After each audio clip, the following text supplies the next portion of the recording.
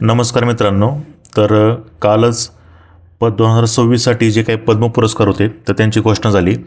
तर या टॉपिकवरती पोलीस भरतीला तुम्हाला 100% प्रश्न येणारच आहे.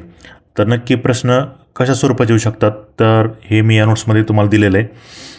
तर पहिल्यांदा त्याची वैशिष्ट्य दिलीत, म्हणजे एकूण किती पुरस्कार, त्यामुळे पद्मविभूषण किती, पद्मभूषण किती आणि पद्मश्री किती, त्यानंतर महिलांना पुरस्कार किती आणि तसेच मरणोत्तर पुरस्कार किती. त्यानंतर पद्मविभूषण विजेते 5 आहेत, तर त्या 5च्या 5 तुम्हाला पाठ करायचे आहेत. आणि त्यातले जे स्टार केलेले म्हणजे महाराष्ट्रातील धर्मेंद्र सिंग देओल, ते तुम्हाला जास्तीत जास्त IMP आहे.